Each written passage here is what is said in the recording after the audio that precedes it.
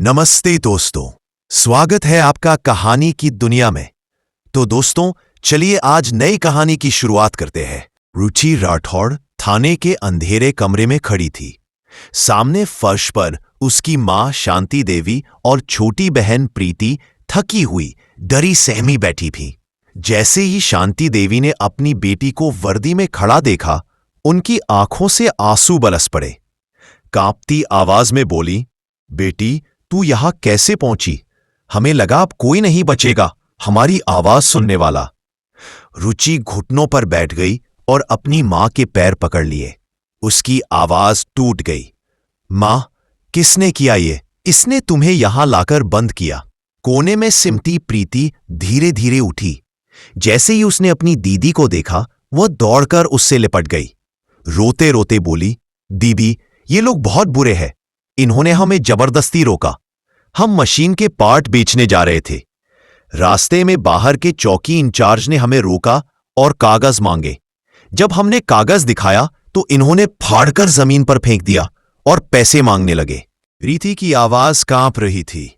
मां ने मना किया तो इन्होंने धक्का दिया। जब मैंने विरोध किया तो हमें जीप में डालकर थाने ले आए। मां को मारा, मुझे भी मारा और कहते रहे कि यहां हमारी चलती है, कोई सुनवाई नहीं होगी।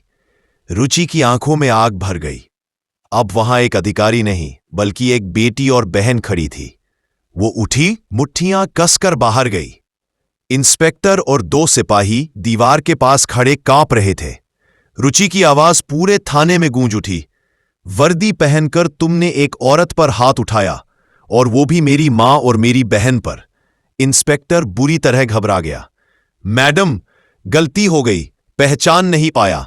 रुचि चीख उठी, ये गलती नहीं अपराध है और इसका हिसाब अभी मिलेगा। उसने तुरंत अपने साथ आए एक वरिष्ठ अधिकारी को इशारा किया, इन सभी को ड्यूटी से सस्पेंड करो और इनकी वर्दी उतारो अभी।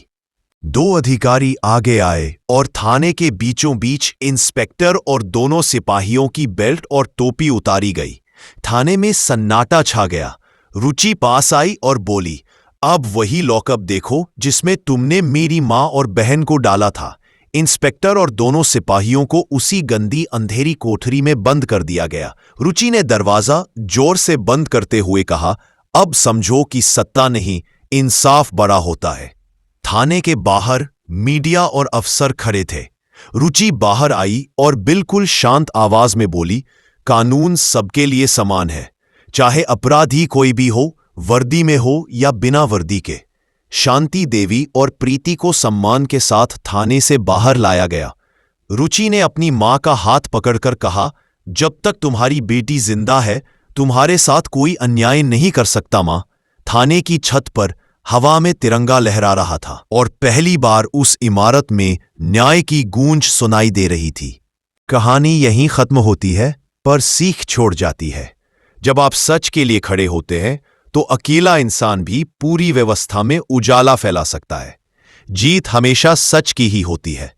कहानी पूरी तरह काल्पनिक है, केवल प्रेरणा और मनोरंजन के उद्देश्य से बनाई गई है। तो दोस्तों, बस आज इतना ही। बाकी मिलते हैं अगले वीडियो में एक आकर्षक कहानी के साथ। अगर वीडियो पसंद आया हो तो चैनल को लाइक, सब्सक्राइब और कमेंट जरूर करें।